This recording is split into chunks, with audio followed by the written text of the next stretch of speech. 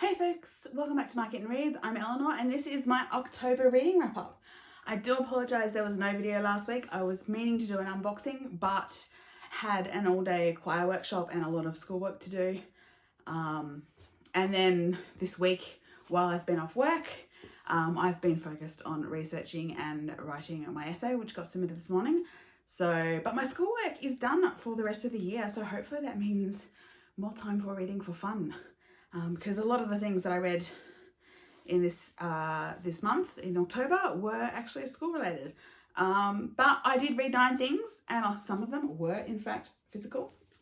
So this is what I read in October. So the first thing I finished was Palestine by Jo Sacco.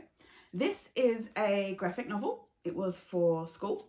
And it's essentially a fictionalized journalistic version of a graphic novel about the original Palestinian Intifada of the late 80s and early 90s. Jo Sacco is sort of the narrator, sort of the person who this is being told by, but it's a fictionalized version, but based on his own experiences in the people that he spoke to when he visited Israel and Gaza and the West Bank, which we were reading it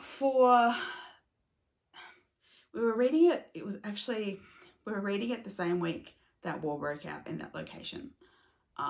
So that was very awkward and very painful, and I'm trying to frankly avoid the whole situation because it is awkward and painful and not something that I have the brain space for right now, but I did have to read this. So not something I would have probably read voluntarily, because much like when I read Mouse as a graphic novel for a class, not the kind of graphic novel I generally enjoy.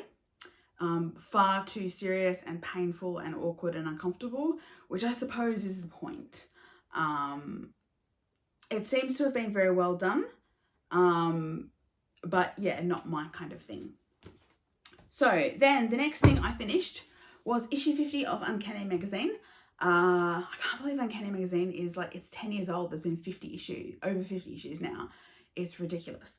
And I've been backing it every single way. So I made 2 notes of 2 different things in that particular issue. It was I think because it was the 50th, I think it was a double issue.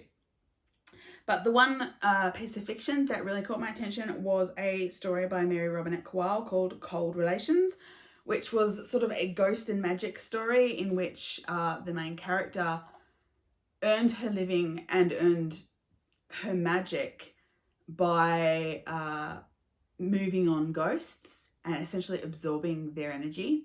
And so there was a lot in the story about the ethics of that. But also it was very much about what would you do for family? If required, what would you do for family? So that caught my attention. And also an essay by Annalee Newitz, which was about Chaucer, who I have not ever read.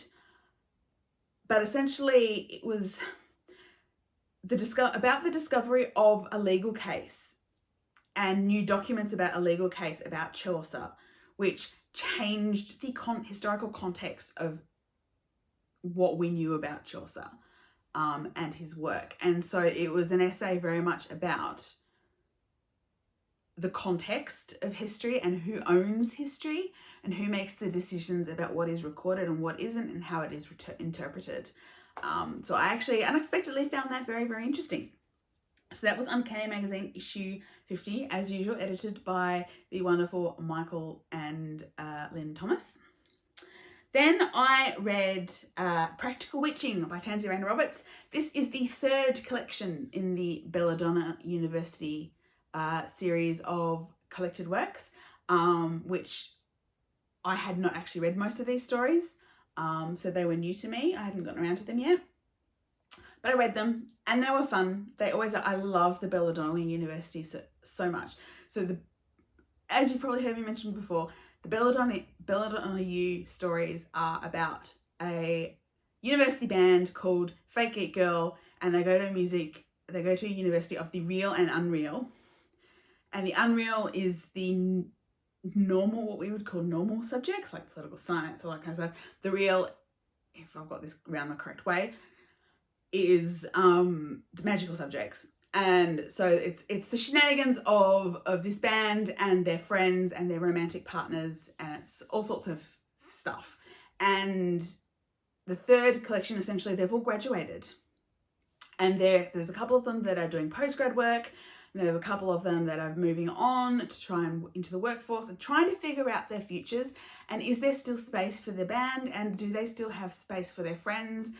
And how do they cope with leaving university and suddenly having the rest of their lives to look forward to, while still having the baggage of the dramatic shenanigans that happened in their final year? So that was fun. That was the only book with queer characters that I read in the month. I love them so much. I really, really do. So that was Practical Witching. Then for university, I had to read The Bluest Eye by Toni Morrison. So this is, again, our lecturer did warn us that the second half semester would be uncomfortable. So this is a book, very famous book in America about racism, about the sexual incestual abuse of a child. So it was very heavy reading. Very uncomfortable, not the kind of thing I would probably pick up voluntarily. You know me, I'm not much of a one for literary fiction. I prefer genre fiction. Very well written, you can tell, but really, really not my thing, and really, really uncomfortable. And being read also the week that Australia voted no on recognising the Indigenous people in our constitution, which hurt very much and stung very much, and was sort of on the same, not the same topic, but related. Yeah. Well done, boss of my course, for picking books that were uncannily relevant to the weeks that we read them. Like, it was eerie. So that was, again, not really my thing, but I did read it. And it is, Toni Morrison is a African-American author, I believe. So that was one person of colour, author of colour for my week. Then I did finish, next thing I finished was Colonel Fitzwilliam Takes Charge by Shana Grandison, which is the most recent in the Takes Charge series of Pride and Prejudice variations. And this time, Colonel Fitzwilliam was the one taking charge. It sort of had a little bit of a different start in that he was a little bit bolder, and he also in that he met the Bennet sisters a little earlier because of their aunt's involvement in a charity that his mother was involved in. But essentially, he was not putting up with Fitzwilliam Darcy's arrogant bullshit.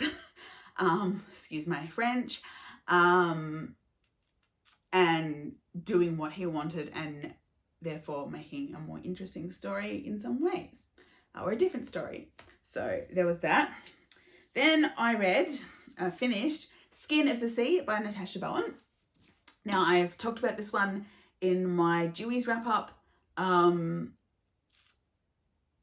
vlog, whatever, but this was a YA about mermaids, but using West African mythology and set in sort of the 1400s as the Portuguese were starting to acquire slaves from West Africa.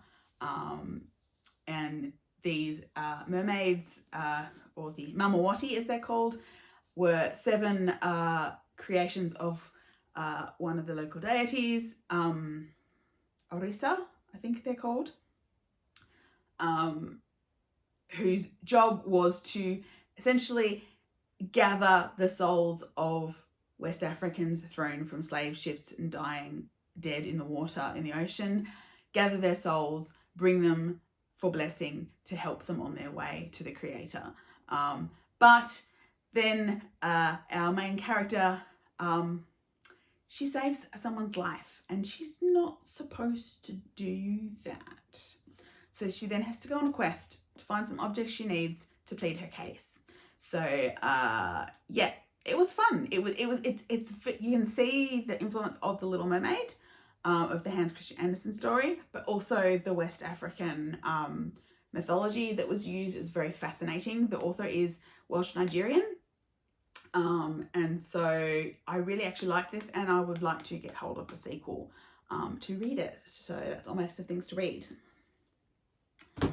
Then I read also during Readathon Amanda Gorman's Call Us What We Carry. This is poetry collection. It's very good poetry. It's very of its moment poetry. There's a lot in here about COVID.